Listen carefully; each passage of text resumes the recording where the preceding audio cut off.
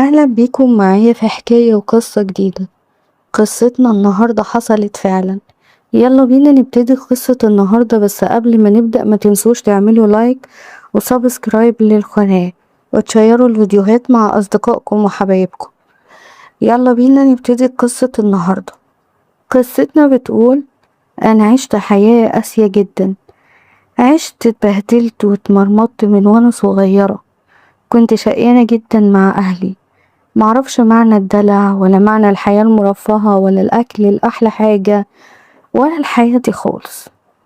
عيشتنا كانت بسيطة جدا، كنا عايشين حياة تحت الصفر.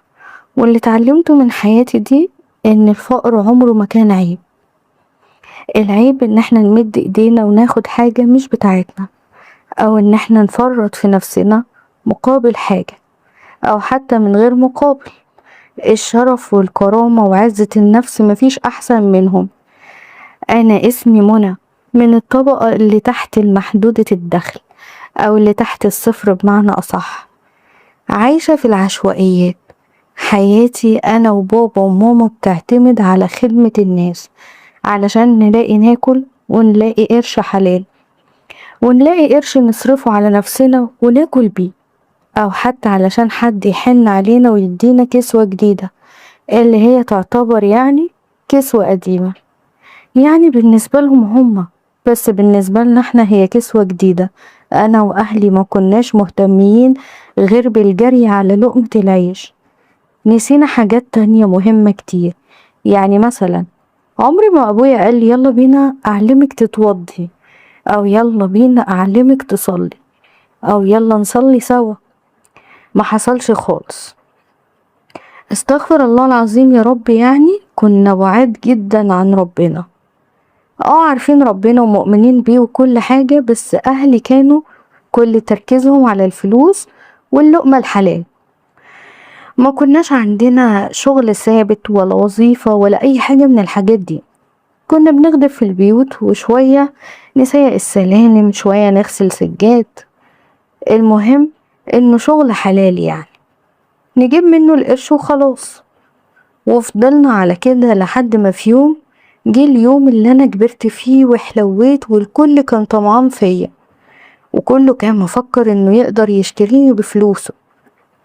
بس انا عمري ما عملت حاجة غلط، وكنت عارفة كويس قوي الصح والغلط، وعارفة حدودي فين، وعاملة حدود مع الناس كلها في كل حاجة. كنت محافظة على نفسي قوي، برغم ان انا متعلمتش يعتبر، بس كنت عارفة الصح من الغلط، وعارفة حدودي فين، وعارفة الأصول اللي ينفع أعمله واللي ما ينفعش أعمله. فضلت على كده لحد ما في يوم جابولي وقالولي إن متقدم لي عريس. قلت لهم عريس مين ده؟ ويعرفني منين ولا شافني فين؟ قالولي شافك في السوق، والعريس ده اسمه أحمد. وساعتها قال لنا إن هو شغال ميكانيكي عربيات وبيكسب كويس قوي، وبيشتغل في الورش وفي كل حاجة تخص العربيات. هو وقتها قال لنا ان هو مش هيخليني محتاجة اي حاجة، انا بس اوافق عليه ومش هيخليني محتاجة حاجة خالص. وبمعنى اصح رسم لي البحر طحينة، وقال لي ان هو هيخليني يا ما هنا يا ما هناك، وانه هيعيشني عيشة كويسة جدا، عيشة ما شفتش زيها. ومش هيخليني اشتغل ولا يخليني اتمرمط، ولا اشتغل تاني ولا اتمرمط في شغل اللي انا كنت شغالة فيه، ولا تسييق السلالم، ولا في اي حاجة من الحاجات دي. فرحت بصراحة قوي، وقلت اخيرا اخيرا هترحم من قطمة الوسط اللي انا كنت فيها دي، من غسيل السجاد وتسييق السلالم. فرحتي كلها كانت للسبب ده، بس مش اي حاجة تانية، ولا علشان هتجوز ولا علشان حاجة تاني. لا، كانت فرحتي كلها علشان خاطر ان انا هترحم من الشقة اللي انا كنت فيه، واخيرا هيكون عندي هدوم جديدة وبيت جديد وحياة جديدة. ما كل ده طبيعي، انا كل ده كنت محرومة منه، وخصوصا الاكلة النظيفة والعيشة المرتاحة شوية. وده اللي طمني اكتر كمان لما قالي ان هو بيكسب كويس قوي وشغلته حلوة. وساعتها وافقنا عليه من غير حتى ما نركز في اي تفاصيل عنه. ولا سألنا عنه ولا دورنا عليه ولا دورنا هو مين ولا اصله ايه ولا حتى فصله ايه ولا اي حاجة من الحاجات دي. المهم كان هو يعني بالنسبة لنا ان هو ماديا كويس قوي وهينتشلني يعني زي ما بيقولوا كده من الفقر والشقة اللي انا كنت فيه.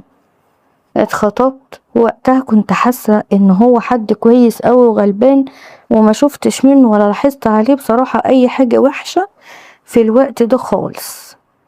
اتجوزنا وعشنا اول فترة جوازنا عادية ومفيش اي حاجة غريبة ولا مشاكل ولا اي حاجة غريبة لاحظتها في الوقت ده.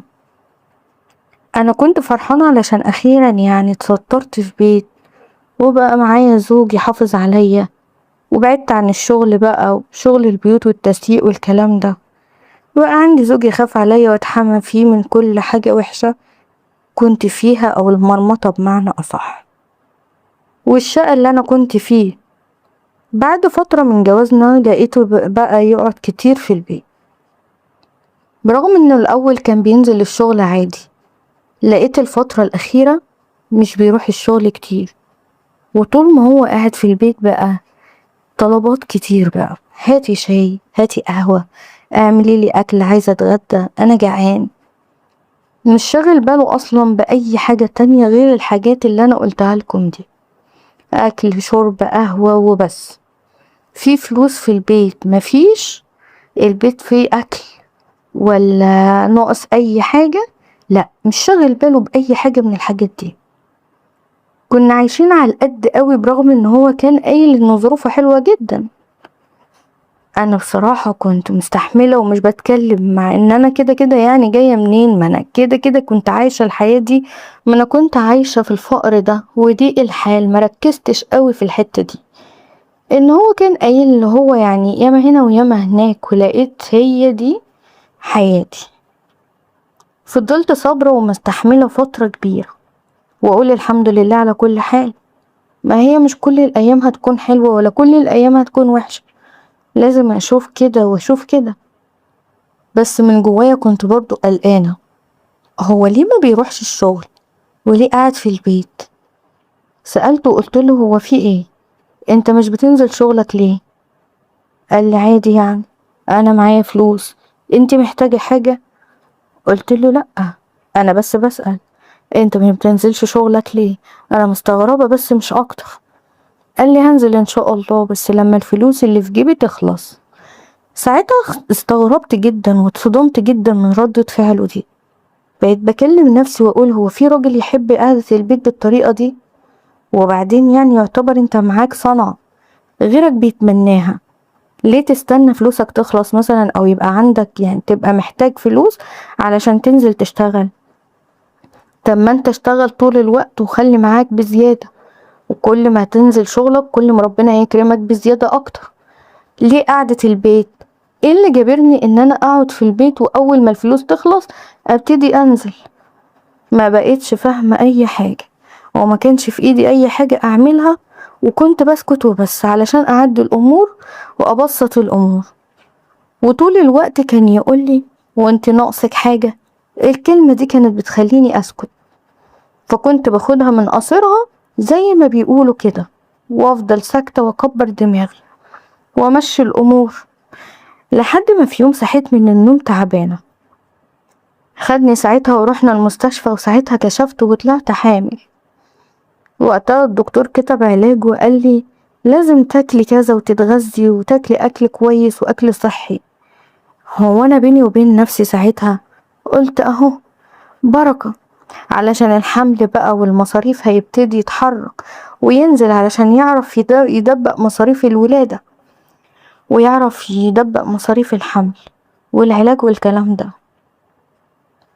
وكمان هدوم العيل الصغير وحاجات كتير تانية في دماغي. جات وقتها في دماغي لحد ما عدى كام يوم والوضع زي ما هو، لا نزل ولا اتحرك ولا اي حاجة. في الوقت ده بدأت ان انا ألمح له واقول له يعني مصروفنا دلوقتي هيزيد، دلوقتي هنبقوا محتاجين مصاريف الولادة ومصاريف المستشفى، هنبقوا محتاجين اكل بزيادة في البيت، هنبقوا محتاجين حاجات في الفريزر.